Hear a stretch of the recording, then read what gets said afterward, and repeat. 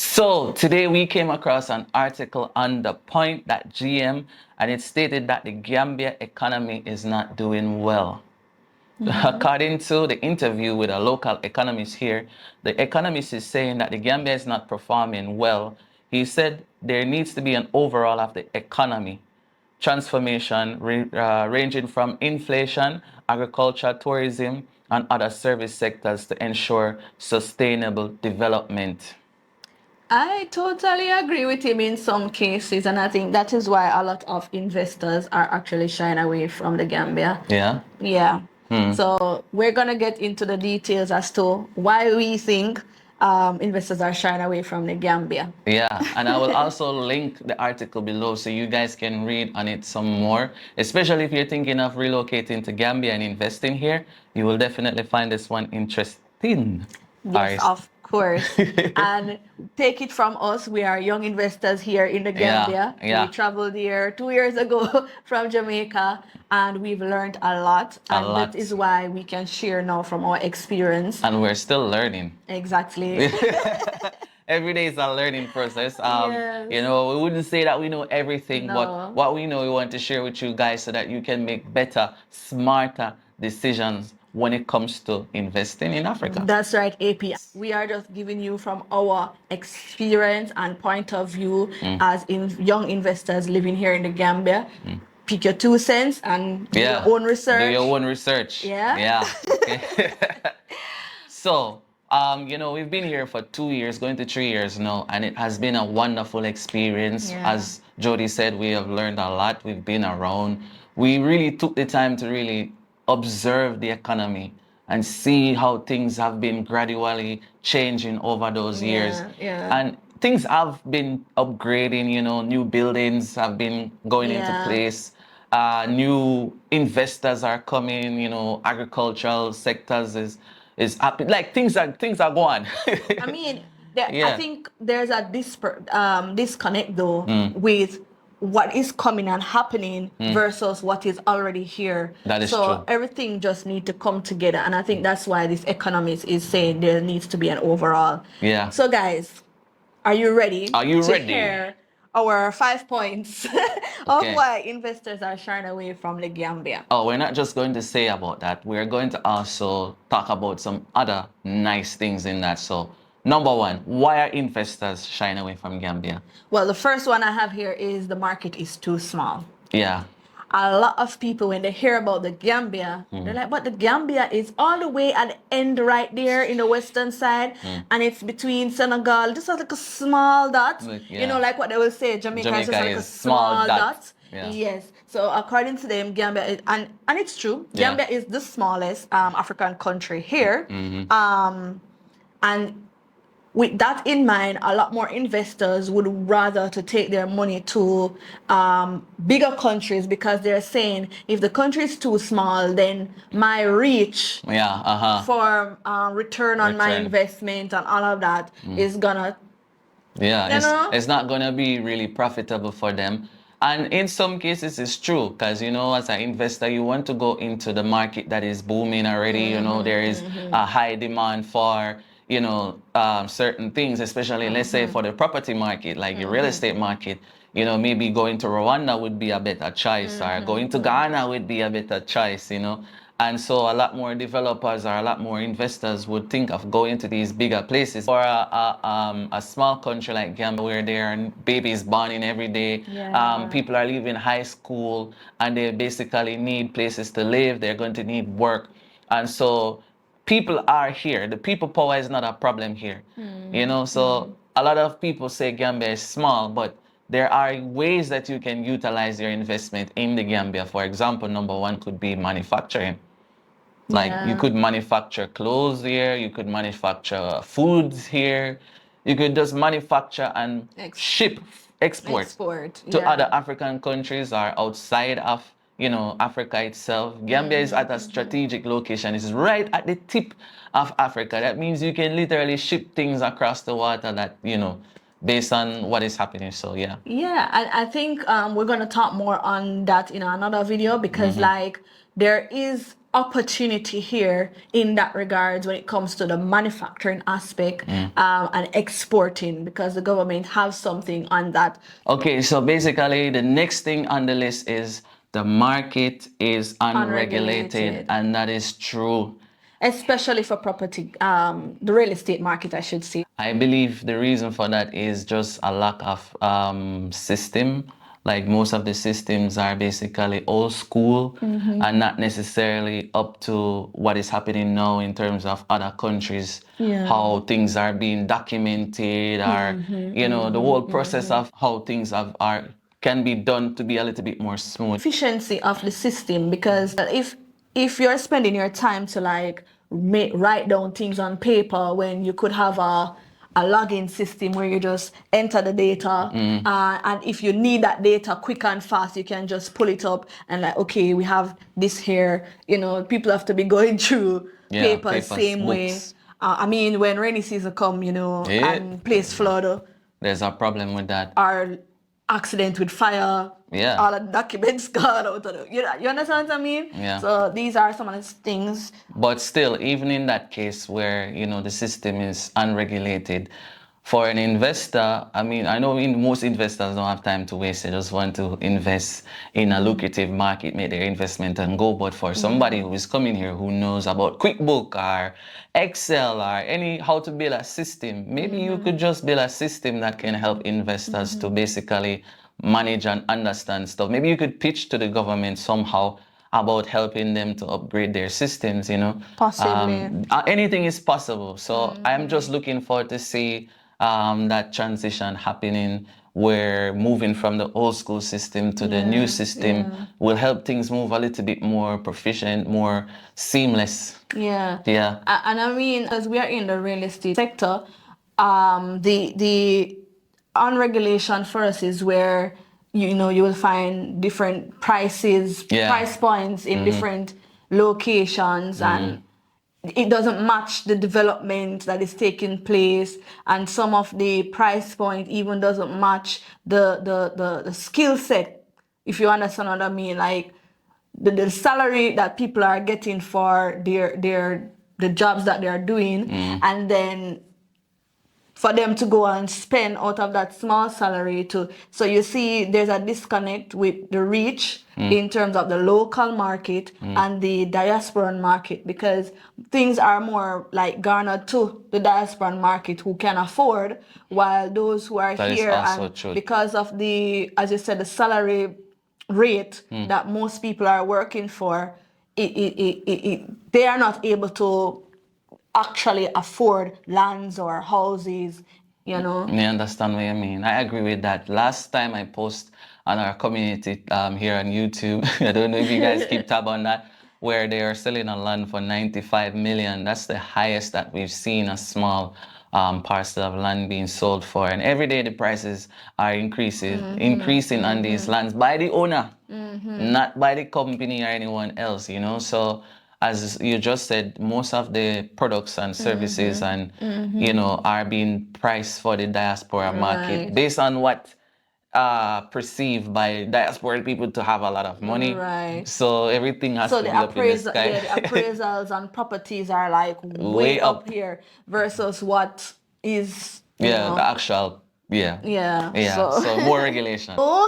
Number 3 on the list is lack of proficiency. And with that being said, lack of proficiency is basically, you know, that expertise in the area, like skill set that a person have, the expertise, the expert level, right? So we will find, like, for example, because we are part owners of a company, we have the experience of interviewing employees, and with that being said, when persons will present their resumes and stuff like that, you know, you see where they will say, okay, I can do this, and you hire them for that, but at the end of the day, they don't have that expertise in the area, and so they struggle to deliver based on what you are expecting from them.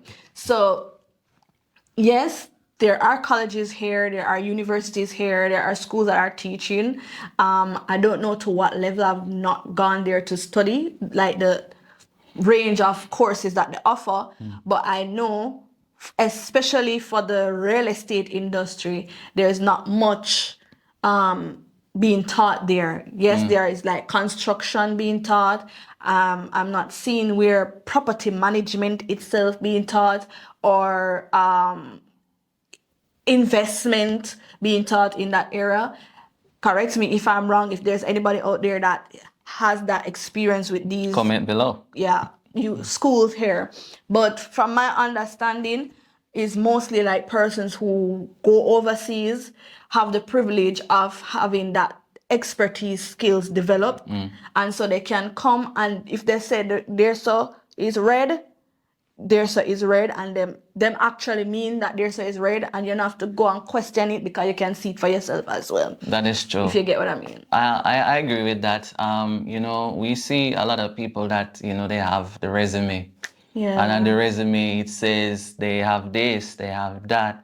But if you actually put them in the field and say, okay, get this done, they will not get it done to the right standard that is required. Yeah. And so, as you rightfully Or they say... don't even know, to be honest. Yeah, you know? But as you rightfully say, is that more emphasis on being proficient in the work is necessary, you know? And then I think with that, people will feel a bit more confident in terms of working with more local people and empowering them to get the job done. Because I think that's why a lot of investors, you know, shy away from the country as well. Yeah, to be honest with you.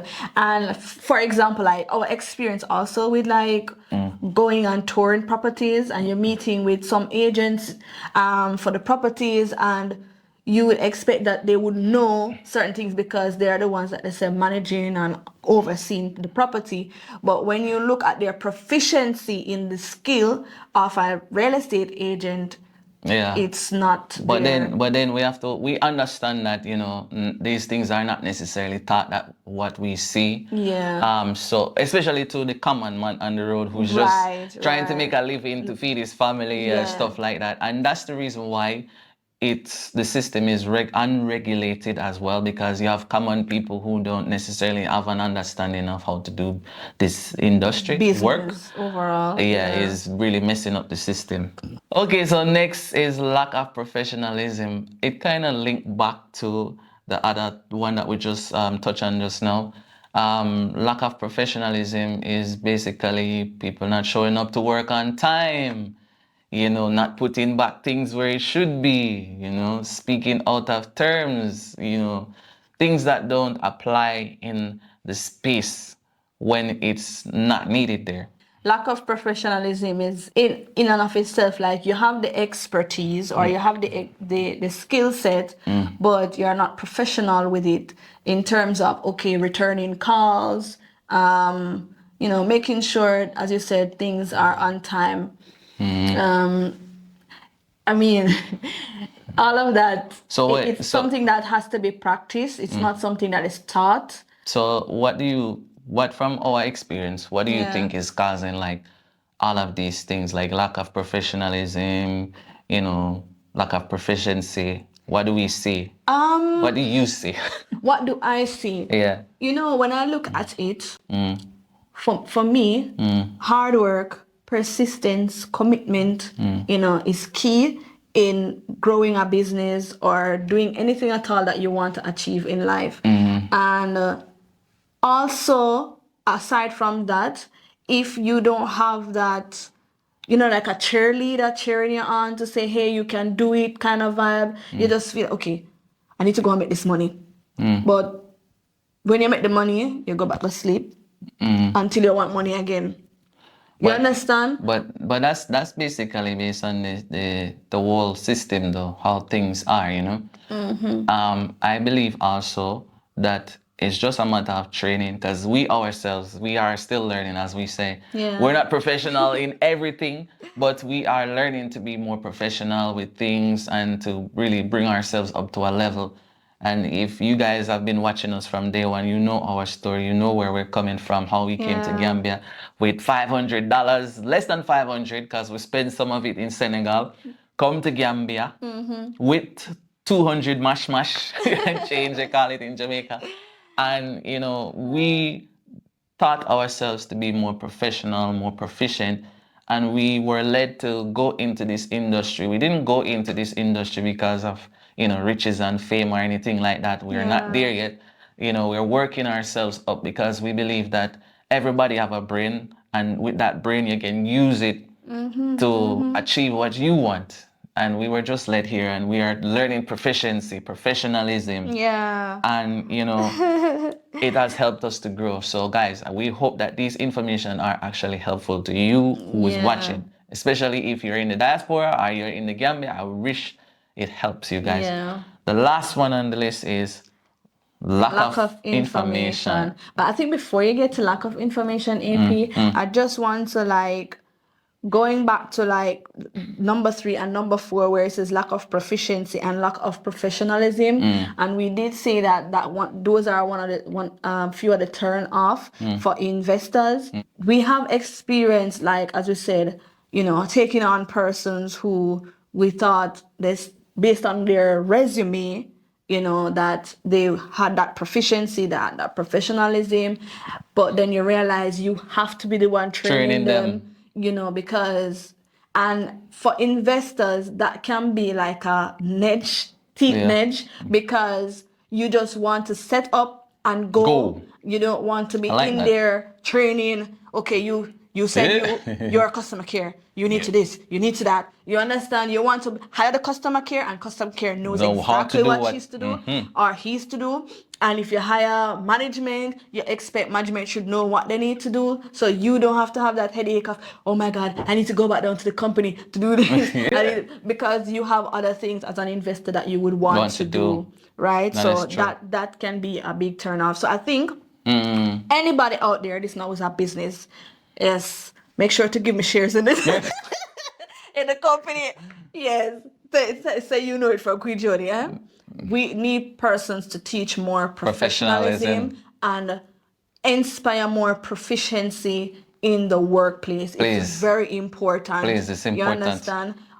Entrepreneurs here are struggling with that, because as a young entrepreneur, in order for you to grow, you have to fit people into places that they can operate those places, so you have more freedom to grow the business. And if you do not have that, you're going to be stuck at the driver's seat every time, you know, trying to steer the wheel. And I know for a fact a lot more entrepreneurs that are here want to let go of the wheel, have somebody proficient and professional at the wheel while they are turning other things. And that will see more growth in the economy. Exactly. Yeah. So that growth that the economist is talking about could be, you know, idealized. Exactly. Yeah. I mean, realized. Yes. Yeah. Realized. Exactly. That's right. I 100% agree with you. And with that being said, the last thing on the list, the lack of information, which is what we're campaigning for, is to just provide it. Yeah. You know, provide it. I think I recall there was a business here that trained young Gambians in the Gambia here. I don't know about anywhere else, that train young Gambia to be more professional in their jobs. Like, for example, customer care training or marketing. And I think there was a business like that. I'm not sure. But if there isn't one, one is needed, because everybody cannot do the same thing. If we want to make the Gambia more, for example, the Gambia, right? If you're coming to the Gambia like us, we're here, and you want to make the Gambia a better place, and you have that skills for training professionalism, I would say start a business that trains people how to be more professional, and then link them to company who want professional staffs, and then that's right. That's a good business, you know what I mean? See, I just give you another business, so I'm expecting my shares. Hey, sweat equity here. Literally, I'm setting. Look, oh my God, the place is so hot. Oh my gosh. Yeah, so lack of information is where, you know, when people don't have the information to take action, then you don't have full action, which brings success. So when you have informed people making decisions, taking actions, you will have success. Right. That makes sense? Right. You are so right about that. So take for example then, because we're in the real estate industry, and take for example like property investors here, like, you know, some of them are not informed, like the ones who already have their properties, they're not fully informed of, you know, how to maximize their investment, you know. So for example, you would have this big family house that, you know, you build, but now you're not here, and that big family house, it's gonna take A miracle? yeah, it takes time, no, especially if it's not built with that aesthetic in mind for the future. Because for us, the key to any property is safety,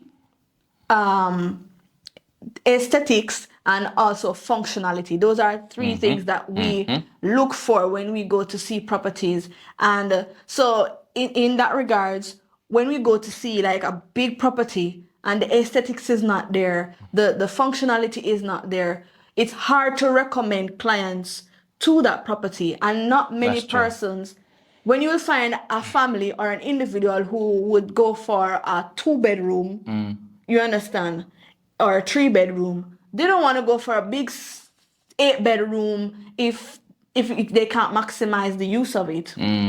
You understand? That is true. And so for you as a property investor, you also lose out, because then you could have many more persons being using that property instead of just waiting on one person to use the entire property. You understand? So you have to plan for the future. So that's one of the things that we are learning here as well. I agree 1,000,000,000,000,000% with you. That has been one of the biggest issues when it comes to the property side of investment. And that's why we talk about lack of information. And so on this channel, we are committed to providing you with that information, especially if you are a property investor looking to invest in property in Africa, or you're just relocating and you want to invest in property yourself, then you're on the right platform. Welcome. Thank you guys for being here. Also, if you have a property that you would like to put on the market, we do property tours, property marketing. So get in touch with us at the email in the description. Just contact us and we'll talk more to you and see how best we can, you know, go about doing that. That's right. If you guys enjoyed this video, please give it a thumbs up, comment below, tell us what you liked about this video, what information you got from this video. And yeah, until the next one.